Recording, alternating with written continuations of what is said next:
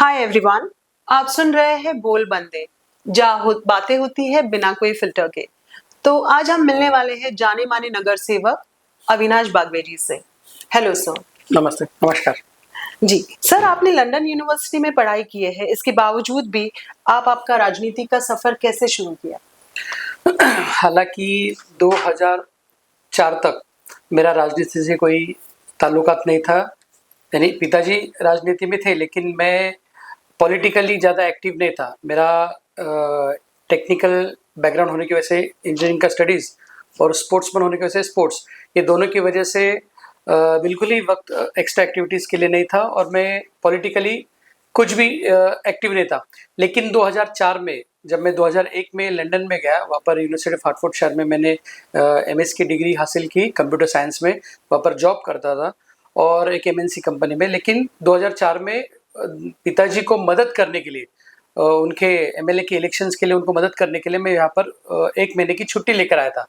लेकिन उस वक़्त इलेक्शन जो होने वाले थे अप्रैल 2004 में, लोकसभा और विधानसभा एक साथ होने वाले थे। लेकिन फॉर सम रीजंस उन्होंने उस वक्त सिर्फ लोकसभा लिया और विधानसभा सितंबर में शिफ्ट हो गए।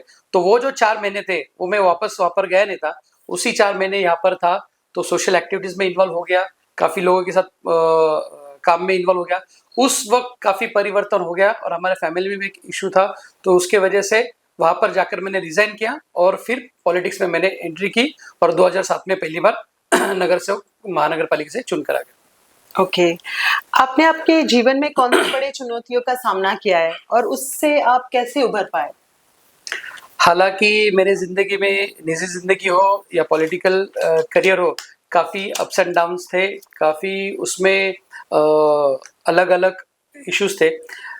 जब मैं पहली बार चुनकर आया 2007 में, वहाँ पर जिस क्षेत्र से मैं चुनकर आया था, वहाँ पर मेरे पिताजी ऑलरेडी नगर सेवक रह चुके थे। ऑलमोस्ट 26 ईयर्स वो कॉर्पोरेटर थे। तो उन्होंने जो ग्राउंड लेवल के जो काम थे, जो एक नगर सेवक के माध्यम से होने चाहिए, जैसे ड्रेनेज लाइन हो, वाटर लाइन हो, स्ट्रीट इलेक्ट्रिसिटी हो, ये काफ़ी बातें उन्होंने की थी।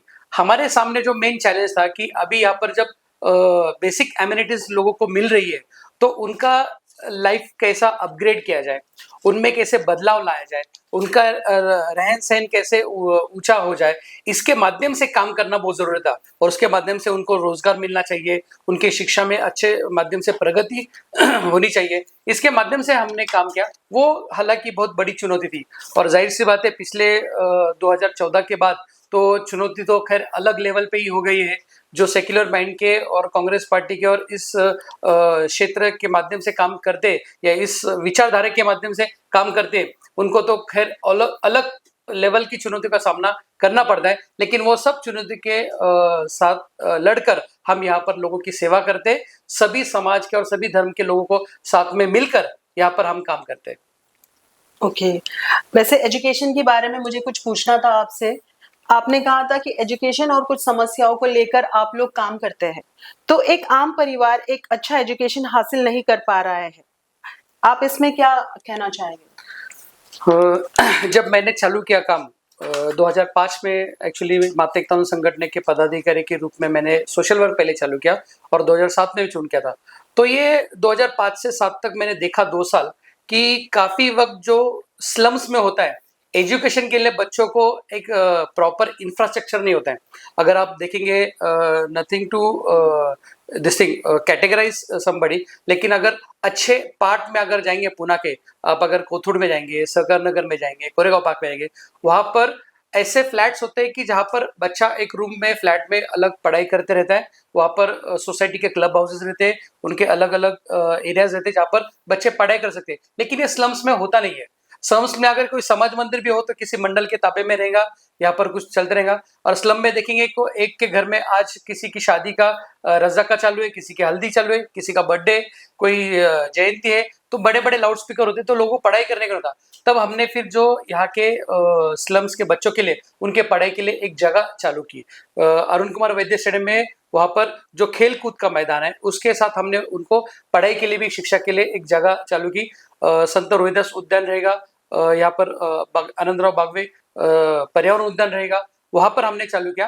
और काशीवाड़ी के और लोहियानगर के जो समाज मंदिर है उसमें बच्चों की अभ्यासिका हमने चालू की और ये सब करते हुए उनको पढ़ाई के लिए ये करते हुए उनको साधन भी देना चालू किया।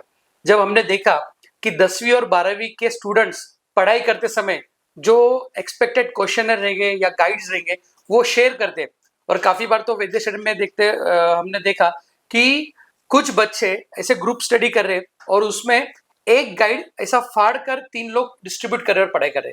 तब हमने तय किया कि इनको जो गाइड्स और जो क्वेश्चनर सेट रहता है उसका एक एक सेट हम बच्चों को देंगे और तब पहली बार हमने 2006 में पहली बार हमने उनको तकरीबन 350 बच्चों को काशीवाड़ी के बच्चों को और उसके आसपास के इलाके के बच्चों को हमने क्वेश्चन का सेट यानी इंग्लिश मैथ्स साइंस और इनके हिस्ट्री ज्योग्राफी के ये ऐसे एक 7-8 इसका सेट उनको हमने दिया और वो सेट फ्री ऑफ कॉस्ट उनको देते समय सिर्फ ऐसे दिया नहीं जो पुणे में बड़े कोचिंग सेंटर्स है टाकलकर हो पीजोग हो या बड़े बड़े कॉलेज के प्रोफेसर्स हो या जिसने यूनिवर्सिटी टॉप किया है जैसे डॉक्टर सबनीस थे उनको बुलाकर सबके उनको एक गाइडेंस काउंसलिंग सेशन हमने अरेंज किया और उसका असर ऐसा हो गया कि 2006 में जब हमने चालू किया था तब काशीवाड़ी में से ऑलमोस्ट 40 to 45% बच्चे ही 10वीं और 12वीं पास करते थे।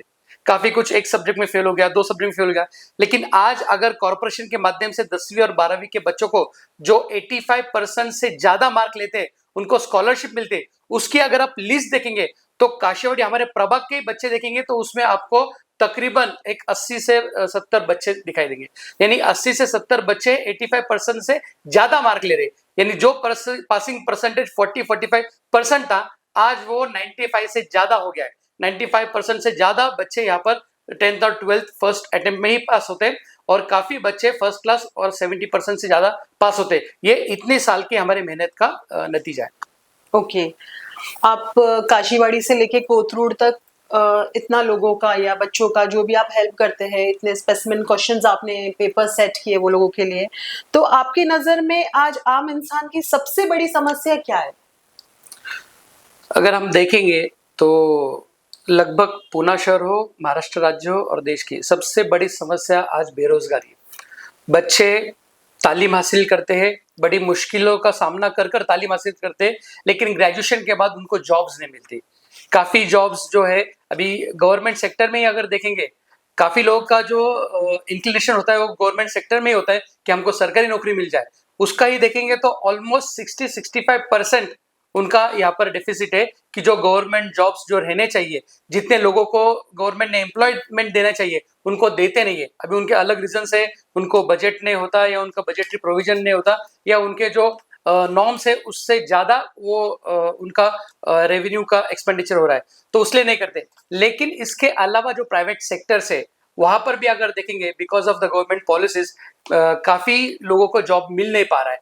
इसके लिए गवर्नमेंट ने जो स्कीम्स बनाए हैं वो स्कीम्स लोगों तक पहुंचना चाहिए, लोगों तक उनके जो प्रोपोगंडा है वो लोगों तक जाना चाहिए, लोगों को मिलना चाहिए।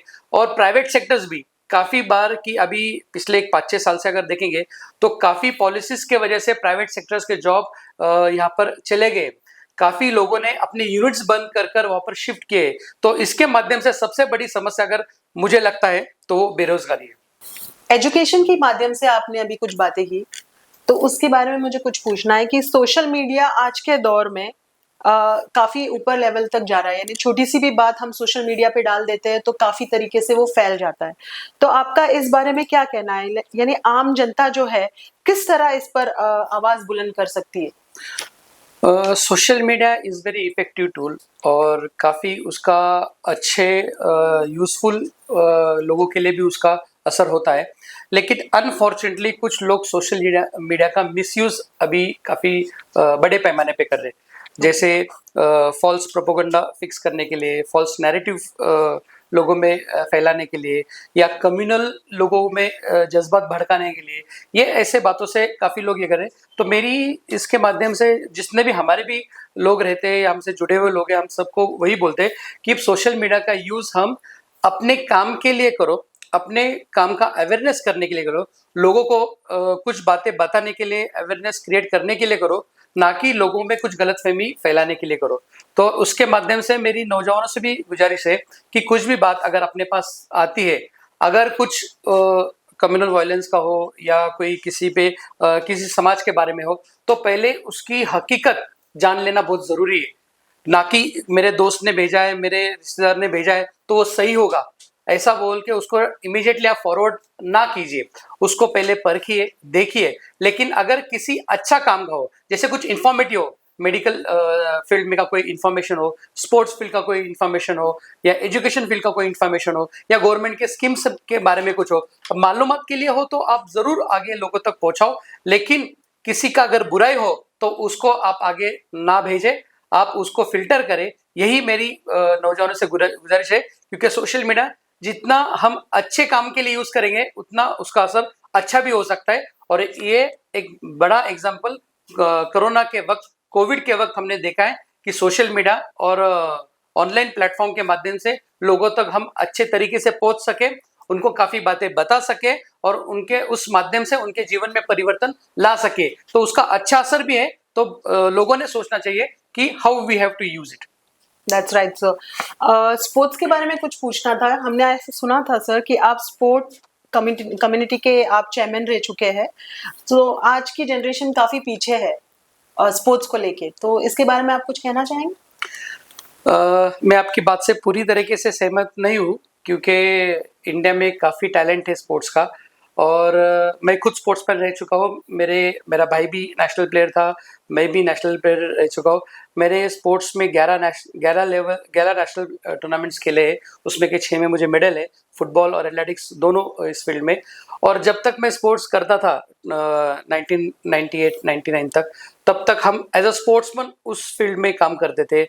हमारे विभाग का, हमारे कॉलेज का, हमारे शहर का, हमारे राज्य का नाम रोशन करने के लिए खेल रहे थे। लेकिन जब इस फील्ड में मेरे आने के बाद हमारा रोल थोड़ा चेंज हो गया। एज एन एडमिनिस्ट्रेटर फिर हमने काम करना चालू किया, और आज मैं पुना शहर के बॉडी बिल्डिंग हो, तुम्हारा फुटबॉल एसोसिएशन हो, तुम्हारा बॉक्सिंग का मैं पुना शहर और डिस्ट्रिक्ट पुना शहर का मैं प्रेसिडेंट हूँ, एथलेटिक्स एसोसिएशन का मैं वाइस प्रेसिडेंट हूँ। और काफ़ी ऐसे माध्यम से मैं स्पोर्ट्स में जुड़ा हूँ, और इसके माध्यम से हम स्पोर्ट्समैन को बढ़ावा देते हैं, उनके लिए काम करते हैं, उनको टैलेंट हंट करते हैं।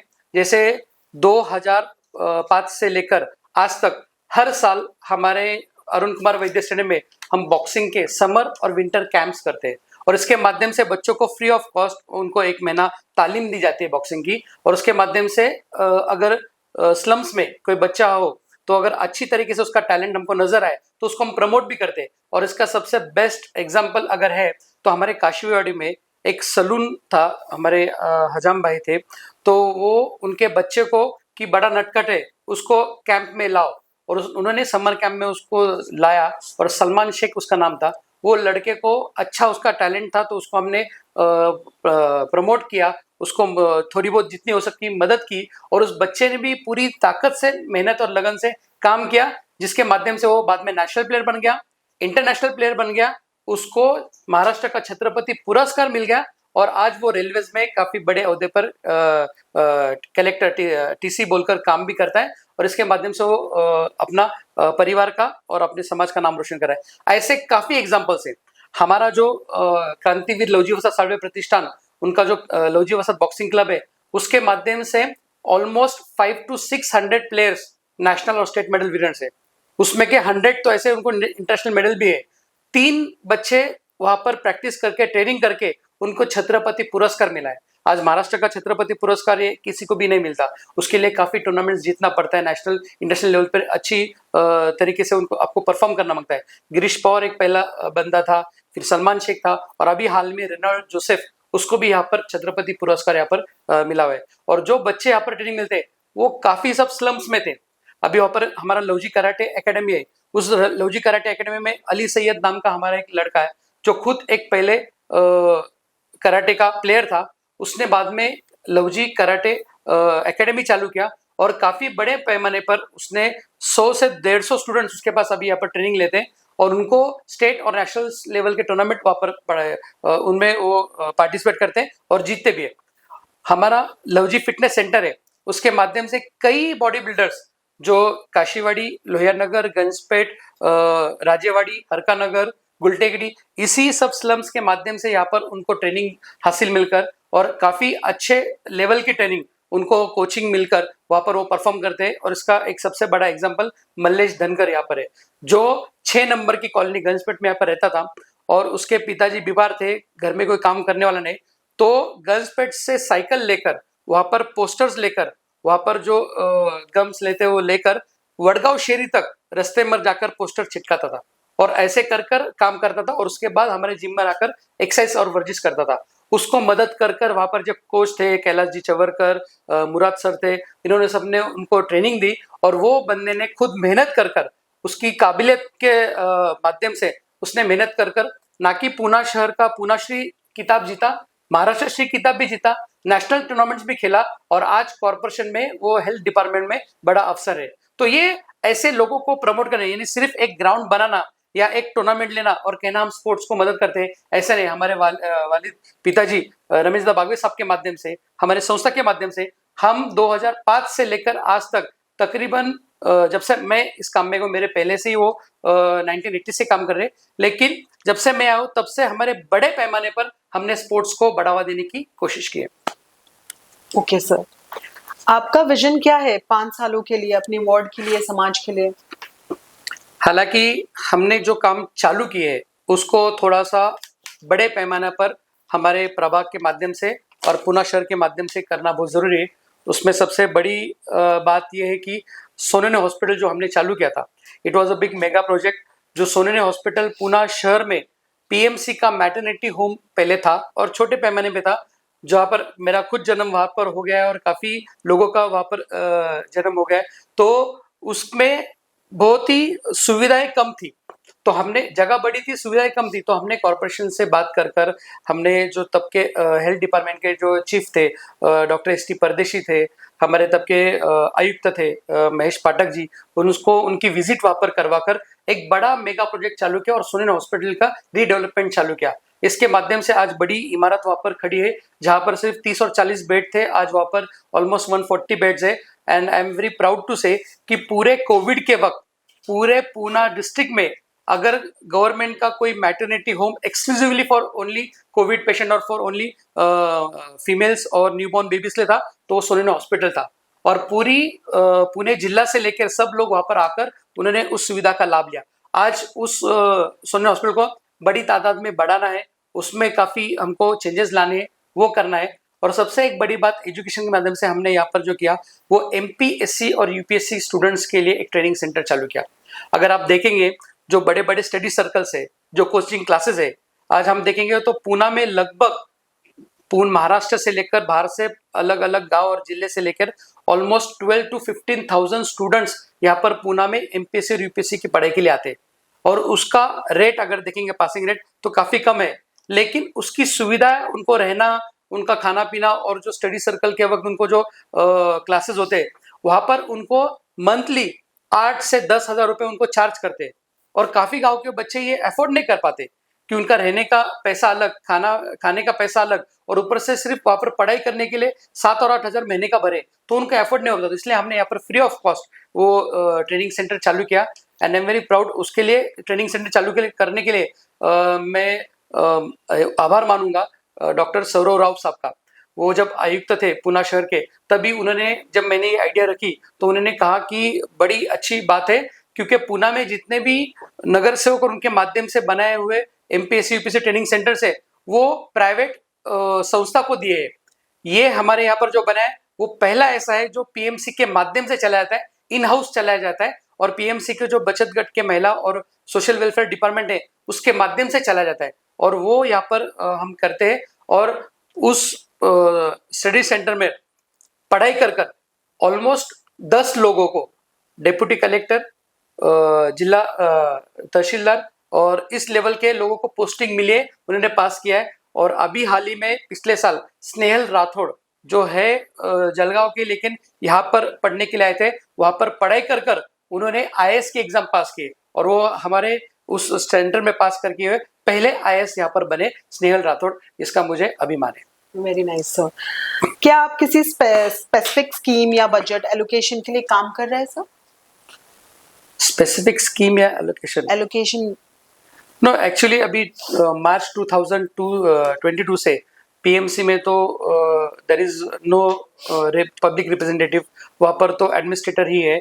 तो ऐसे कोई स्कीम्स या ऐसा कुछ हो भी हमारे पास तो गवर्नमेंट या पीएमसी उसको इमीडिएटली अप्रूव करते नहीं है, क्योंकि काफ़ी अगर पॉलिसी डिसीजन हो तो उसको हाउस का ही मंजूरी लेना ज़रूरी होता है। तो अभी जो रूटीन के काम होते हैं, जो जस्ट नॉर्मल, अगर कोई रोड्स रिपेयर हो या ड्रेनेज रिपेयर हो या वाटर लाइन डालनी हो या छोटी स्ट्रीट लाइट का ये मेंटेनेंस हो, वही होता है। ऐसा बड़ा कोई डेवलपमेंट का काम या पॉलिसी डिसीजन फिलहाल तो कुछ होता नहीं है। पीएमसी के माध्यम से अगर करना है तो definitely there are many projects which we are planning for our this thing constituency, हमारे प्रभाग के लिए। लेकिन जाहिर सी बात है, जब इलेक्शन हो जाएंगे उसके बाद ही हो जाएगा। स्पोर्ट्स के माध्यम से आपने जो पूछा था, उसमें एक I would definitely love to add कि पीएमसी की पहली स्पोर्ट्स कमेटी थी, उसका मैं चेयरमैन था 2012 में। और उस एक साल में 12 to 13 के जो उस एक साल के मेरे टेन्योर में we were the first municipal corporation in whole India to develop a sports policy, a separate independent sports policy for the development of the sports culture in the city। और उसके माध्यम से हमने काफ़ी कुछ बातें की, काफ़ी कुछ उसमें जो हमने बनाया, उसमें का एक ये था कि जो इंफ्रास्ट्रक्चर बनाए जाते वो प्राइवेट लोगों को दिए जाते या फिर उसका पीएमसी को यूज होता नहीं। तो जो इंडियन ओलंपिक एसोसिएशन या महाराष्ट्र ओलंपिक एसोसिएशन या स्टेट गवर्नमेंट के माध्यम से जो जो एफिलेटेड एंड ऑफिशियल यूनिट्स है, जैसे क्रिकेट की ऑफिशियल बॉडी हो, पुणे डिस्ट्रिक्ट क्रिकेट एसोसिएशन हो, राइफल के पुणे डिस्ट्रिक्ट राइफल एसोसिएशन हो, फुटबॉल के पुणे डिस्ट्रिक्ट फुटबॉल एसोसिएशन, इन संस्थाओं को जो जो इंफ्रास्ट्रक्चर बनाए वो उनके ताबे में देकर, उनके माध्यम से, क्योंकि उनके पास उनके एक्सपर्टाइज कोचेज होते हैं, उनके ऑफिशियल्स होते हैं, उनके पास उनके ट्रेनर्स होते हैं, तो उनके माध्यम से उस इंफ्रास्ट्रक्चर का ख्याल रखने का, डेवलप करने का और पुणे शहर के स्टूडेंट्स को उसका बेनिफिट होना चाहिए। ऐसे हमने तब डिसीजन लिया। हमने उस पॉलिसी में दो बातें जरूर रखी कि यहाँ पर जो स्पोर्ट्स कल्चर लोगों में आना चाहिए, थैंक्स टू सोशल मीडिया और तुम्हारे मोबाइल टेक्नोलॉजी, कि बच्चे आजकल गेम्स में ज़्यादा इन्वॉल्व होते हैं ना कि फिजिकल एक्टिविटी में, तो उसके माध्यम से स्पोर्ट्स नर्सरीज चालू करना, ये हमने उस पॉलिसी के माध्यम से किया और जो पीएमसी ने बाद में इंप्लीमेंट किया। और सबसे बड़े पैमाने पे जो महाराष्ट्र स्टेट के माध्यम से छत्रपति पुरस्कार के माध्यम से जो अवार्ड्स दिए जाते हैं, वही अवार्ड्स हमने पूना में चालू किए। जो पूना के लोकल लेवल के जो स्पोर्ट्समैन है, उनको उनको और उनके कोचेस को, यानी लाइफ टाइम अचीवमेंट एक अवार्ड, फिर जो कोचेस है उनको अवार्ड, और जो स्टूडेंट्स और स्पोर्ट्समैन जो परफॉर्म करते हैं उनके लिए अवार्ड, ऐसा हमने किया। और सिर्फ अवार्ड और मोमेंटम नहीं, उनको यहाँ पर कैश प्राइज भी दिया हमने। जैसे स्टूडेंट्स थे तो उनको 25,000 रुपीज है, कोचेज है उनको 35,000 रुपीज है, और लाइफ टाइम अचीवमेंट अवार्ड को 55,000 रुपीज है, ऐसा हमने दिया। 2012 से लेकर आज तक ऑलमोस्ट 3,500 से ज्यादा स्टूडेंट्स को और स्पोर्ट्समैन को आज तक उस स्पोर्ट्स पॉलिसी का और स्पोर्ट्स अवार्ड्स का बेनिफिट हुआ है। ओके सर, क्या सत्ताधारी पार्टी की तरफ से आपको कभी कोई प्रेशर आया है, यानी वो लोगों ने आपको कभी ऐसे कहा है कि हमारी पार्टी ज्वाइन कर लो? क्योंकि आप इतना काम करते हैं, इतना लोगों के बारे में, समाज के लिए आप इतना सोचते हैं, स्पोर्ट्स से लेकर हॉस्पिटल्स, स्टडीज, क्वालिफिकेशंस जो भी है, बच्चों को लेकर आप बहुत कुछ करते हो, तो एक पॉलिटिकल दबाव आता है। तो वैसे कभी कुछ ऐसे आया कि भाई हमारी पार्टी ज्वाइन कर लो? दबाव तो नहीं कह सकता, लेकिन काफ़ी अक्रॉस द पार्टी लाइन्स हमारे काफ़ी फ्रेंड्स है, काफ़ी राष्ट्रवादी कांग्रेस पार्टी हो, शिवसेना हो, मनसे हो, बीजेपी हो, आम आदमी पार्टी हो, बहुजन वंचित आघाड़ी हो, काफ़ी पार्टीज में हमारे दोस्त है। And being a corporator for almost 15 to 17 years, तो पीएमसी में भी जनरल बॉडी में बात करते वक्त, काम करते वक्त काफ़ी लोगों से अच्छी जान पहचान है, काफ़ी लोग करते हैं, तो काफ़ी लोग सजेशन देते हैं, काफ़ी लोग बोलते हैं, काफ़ी कुछ ऑफर्स भी देते हैं, लेकिन खैर वो उनकी बात है। और लेकिन हम तो एक विचारधारा से जुड़े हैं, काफ़ी सालों से कांग्रेस पार्टी के साथ हैं। मेरे पिताजी 10 साल एमएलए कांग्रेस पार्टी के माध्यम से रह चुके, वो इस स्टेट के एक स्टेट होम मिनिस्टर भी रह चुके हैं, पीएमसी में standing committee chairman, leader of the house, काफ़ी पोस्ट पे काम किया है। So we have different this thing mindset to we are working on, और एक सेक्युलर माइंडसेट के माध्यम से हम काम करते हैं। सो ऐसा कभी विचार आया नहीं। और नहीं, हाँ, अफवाहें जरूर काफी आते हैं। 2017 में कुछ बीजेपी के मेरे फ्रेंड्स थे, तो हम साथ में रहने के, हम जो पीएमसी की कमेटी है उसमें बात करने के, तो काम करते साथ में, तो बोले बीजेपी में जा रहे। जब बाई इलेक्शंस आ गए यहाँ पर कस्बा मतदार संघ के, तो बोले पार्टी छोड़ के जा रहे।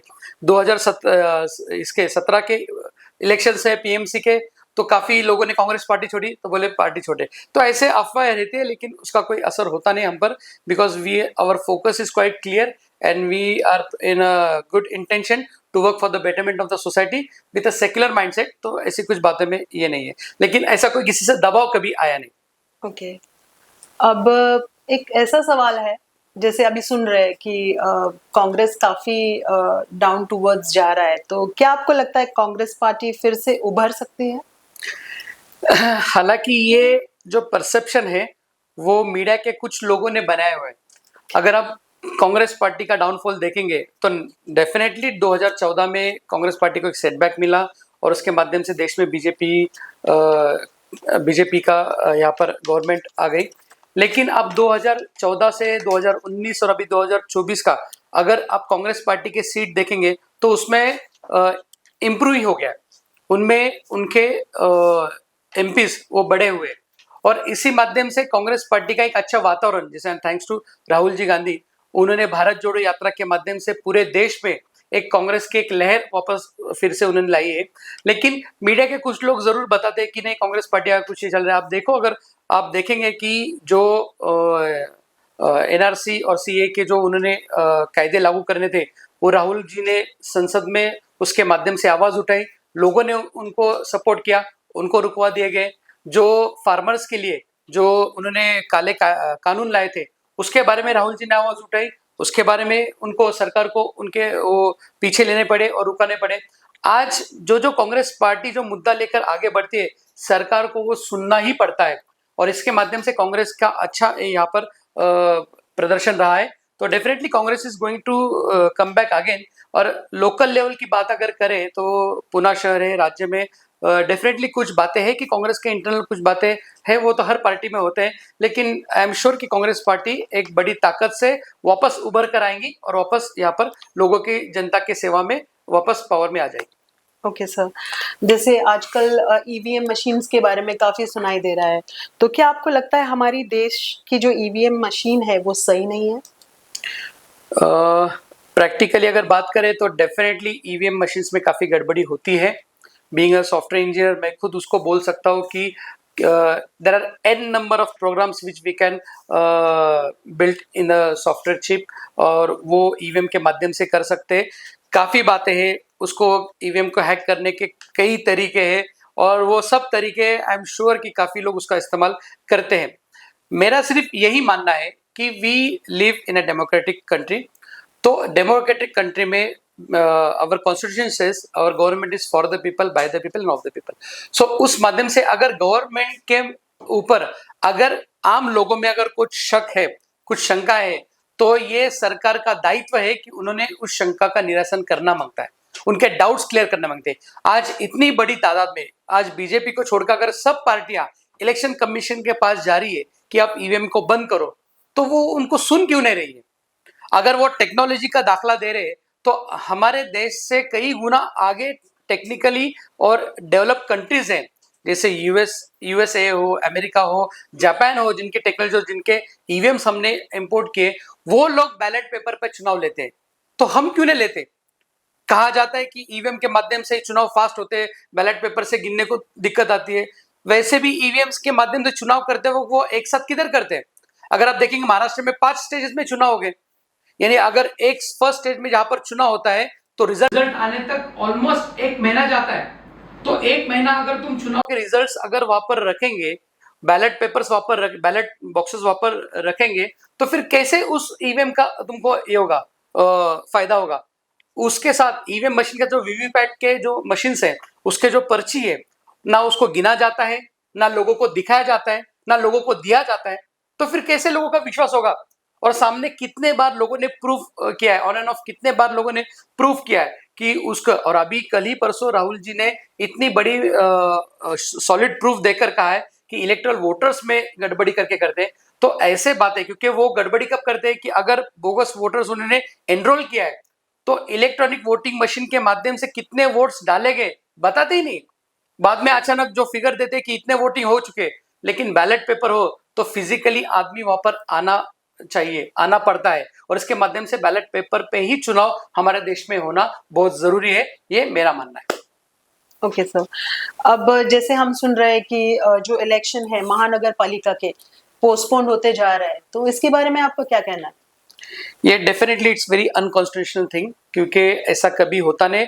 हमारे महाराष्ट्र म्युनिसिपल कॉर्पोरेशन एक्ट के माध्यम से ऐसा हम कभी रख नहीं सकते unless and until there is natural calamity, there is war type issue या देयर इज पैंडेमिक इशू। लेकिन ऐसा कुछ ना होते हुए इलेक्शंस पोस्टपोन करना, इट इज टोटली अनकॉन्स्टिट्यूशनल, और ये लोगों के हित में नहीं है।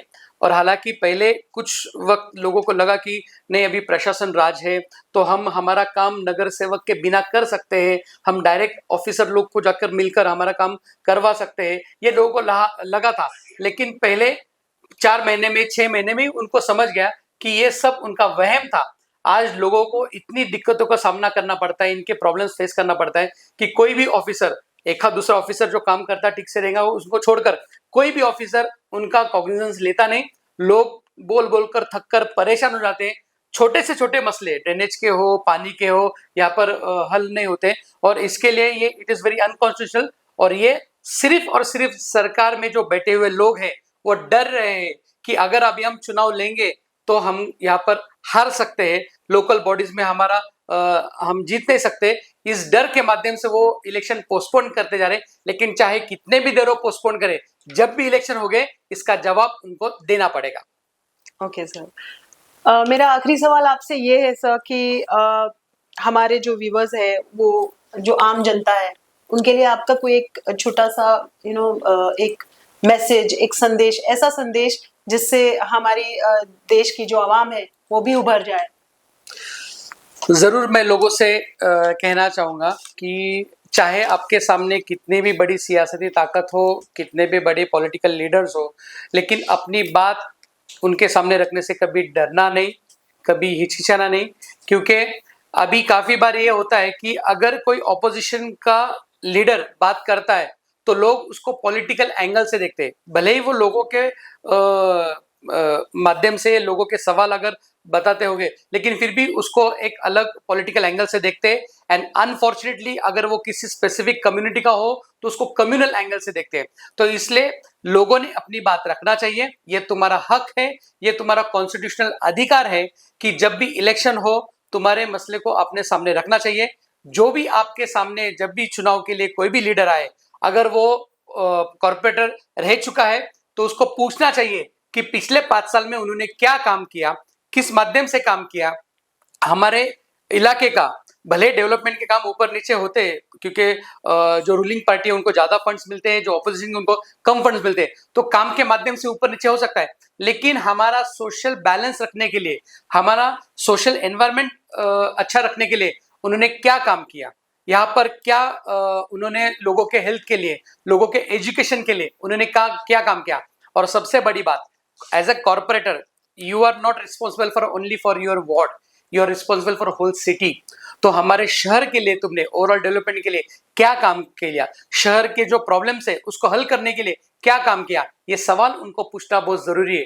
और जब तक लोग ये सवाल पूछेंगे नहीं, तब तक गलत लोग यहाँ पर सियासत में आएंगे और वहां पर लोगों को सफर करना पड़ेगा। इसलिए मेरी लोगों से गुजारिश है कि आपके संवैधानिक अधिकार क्या है ये समझ लीजिए और उस माध्यम से काम कीजिए। दूसरी बात, इस देश को अगर एक साथ आगे बढ़ाना है तो इस देश को संविधान के माध्यम से ही बढ़ा सकते हैं। और संविधान अगर टिका, यहाँ पर लोकशाही टिकी, तो ही हमारा देश टिकेगा। इस माध्यम से हमने काम करना चाहिए। आपको गलत गलत बातों में उलझाकर, गलत बातें बताकर, आपको अलग अलग धार्मिक माध्यम से आपके जज्बात भड़काकर लोग आपको गुमराह करने की कोशिश करेंगे। लेकिन आप समझना चाहिए, इस देश पर अगर हिंदू का उतना ही हक है तो उतना ही मुस्लिम का है, उतना ही क्रिश्चियन का है, उतना ही दलित का है, उतना ही आदिवासी भाई का है। सबका ही उतना ही हक है। इस माध्यम से हमको काम करना चाहिए और देश की जो प्रगति है वो देश की एकता में है, देश के एकजुट में है, ये ख्याल रखकर काम करना चाहिए। यही मेरी आपसे गुजारिश है। जैसे कि कांग्रेस के बारे में हमने आपसे पूछा कि कांग्रेस आगे उभर पाएगा कि नहीं उभर पाएगा, लोकसभा से लेकर 2019 के इलेक्शंस के बारे में भी हमने आपसे बहुत कुछ पूछा। तो अभी मुझे सिर्फ इतना ही पूछना है कि कांग्रेस का अब आगे भविष्य क्या है? कांग्रेस का भविष्य काफी उज्जवल है। जैसे आपने कहा कि लोकसभा में भी 2019 से लेकर 2024 में काफी उसमें इम्प्रूवमेंट हुआ, काफी अच्छे पैमाने पे सीट्स आ गए और नेचुरली आगे चलकर भी कांग्रेस पार्टी का भविष्य मेरे हिसाब से अच्छा ही होगा। एक है कि चुनौतियां काफी है, उसमें दिक्कतें काफी है, लेकिन जो कंसिस्टेंसी है और कांग्रेस का जो विचारधारा है उसके माध्यम से जरूर लोग आगे बढ़ेंगे। हमारे पिताजी काफी बार कहते हैं कि अभी हम जब एजुकेशन भी करते थे, स्पोर्ट्स में भी थे, तो काफी बार ऐसे वक्त आता था कि ऐसे लगता था हम कोशिश करें लेकिन कुछ हो नहीं पा रहा।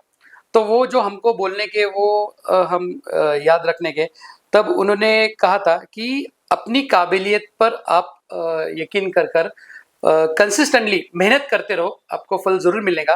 और उसमें वो एक खूबसूरत 4 लाइन बोलने के जो मैं कहता हूँ कि जब हम मेहनत करते हैं और आपको लगता है कि अरे कुछ हो नहीं पा रहा है या हम नाउम्मीद होते हैं, तो नाउम्मीद ना होते हुए हमको काम करना बहुत जरूरी है। तो उसके माध्यम से वो कहते थे कि जब टूटने लगे हौसला तो इतना याद रखना कि बिना मेहनत के तख्त तो ताज नहीं होते, बिना मेहनत के तख्त तो ताज नहीं होते, और ढूंढ लेते हैं अंधेरों में भी अपनी मंजिल, क्योंकि जुगनू कभी रोशनी के मोहताज नहीं होते। और इसके माध्यम से काम करते जाओ, जरूर सफलता मिलेंगी और कांग्रेस पार्टी भी जरूर आगे चलकर उभर कर आएंगी। धन्यवाद। धन्यवाद sir, thank you so much.